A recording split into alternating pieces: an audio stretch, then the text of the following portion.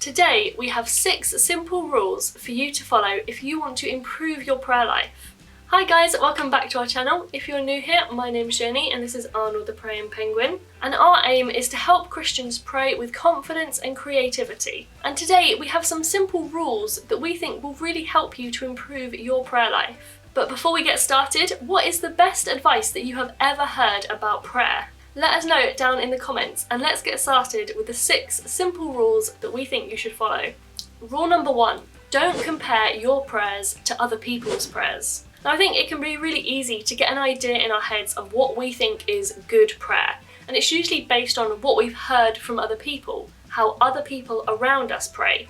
We see these people who seem really wise, really spiritual, who are really good at prayer, and we think that is how we must pray. And maybe they do have a really strong prayer life, maybe they are amazing prayers, but that doesn't mean that our prayers have to look the same as theirs. Everyone prays differently because prayer is personal. So our prayers shouldn't sound exactly the same as someone else's, and we shouldn't try and fit our prayers into the way that someone else prays if that doesn't really work for us. Prayer is all about our relationship with God, talking to God, listening to God, and that relationship. So stop thinking about how other people pray, stop comparing your prayers to other people, and just focus on your prayer life and your relationship with God. Rule number 2, don't wait, pray now. Again, it can be really easy to get into the habit of thinking, I'm going to pray for that. But thinking, oh, I'll do it later. I'll do it during my prayer time. I'll do it this evening before I go to bed. And that's so easy for us to then forget about or get lost in all the other things that are floating around in our heads. And we don't need to wait. There's no need to leave our prayers to one dedicated time. Sometimes that dedicated time can be helpful,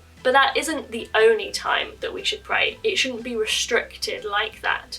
We can pray anytime, anywhere. And we should get into the habit of doing that. If we hear something or see something and think, I want to pray for that, don't wait, just pray for that thing straight away. And it'll also just allow us to pray more because we're happy to pray at any time rather than trying to fit all of our prayers for the day into one specific time. Rule number 3 is listen as much as you speak. I said earlier that prayer is all about relationship and a conversation with God. It shouldn't just be a one-sided conversation. No one likes to be in a conversation where someone is just talking at you all day and you can't get a word in edgeways. And the same should be with our relationship with God.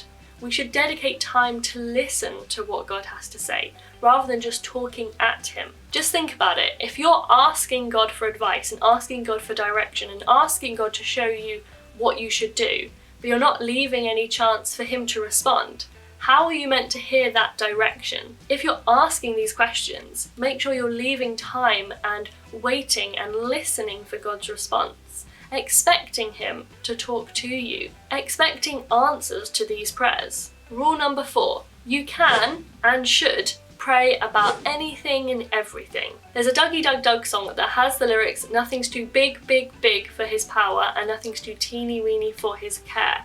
And I think this is a great way to just think about this concept and this rule, and a really great reminder, because there is nothing that is too small for you to pray about. There's nothing so small that God doesn't care about it. And equally, there's nothing too big or too overwhelming for God to care about or for God to achieve. He can do impossible things. He can move mountains.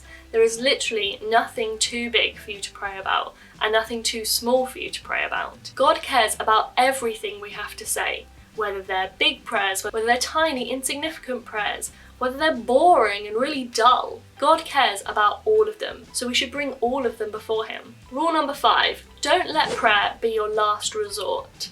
Sometimes we can kind of leave prayer to our last option. We'll try everything else first, try and fix it ourselves, ask everyone else, Google it, and then we'll turn to prayer as our very last option when we've run out of other ideas. But that's not a great way to have a really strong prayer life. We should want prayer to be our first response, the first thing that we turn to before anything else. We should seek out God first. And this can take some time and practice and building this habit so that prayer is the first thing that you think of. And we do have a whole video with tips and ideas to help you make prayer your first response, which I'll link down in the description as well. But a lot of it, as I said, is practice.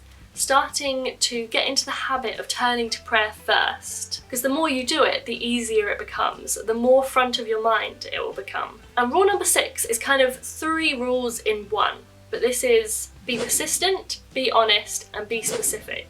So let's break that down. First we have be persistent. Don't just pray for something once and then forget about it. You should keep on praying. There are so many reasons why God might not answer that prayer straight away, but it's good to be persistent, to keep coming back to God, to keep asking Him, keep talking to Him.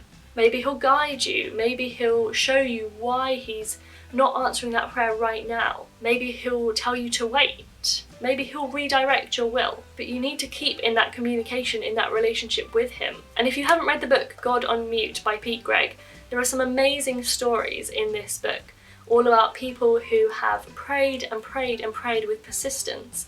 Some of them have their prayers answered and some of them don't. And the book explores kind of unanswered prayer mainly. There's also some great examples in that book of answered prayer and prayers that are answered in ways that you might not expect after someone has been persistent in prayer. Next, be honest. We want our prayer life to be vulnerable. God already knows everything about us, so we can be completely honest with God.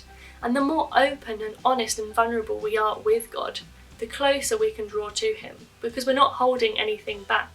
And thirdly, be specific. It can be really tempting to pray very vague prayers because you can't really go wrong with a vague prayer. You kind of pray for peace and you pray for health and you pray for all these slightly vague things that are not bad prayers by any means. But I think it can really improve our prayer life if we get specific with what we want, if we're bold and honest with God about what it is that we actually want. And that allows us to see God at work much more easily if we know what we've asked for. So, which of these rules do you need to bring in to your prayer life?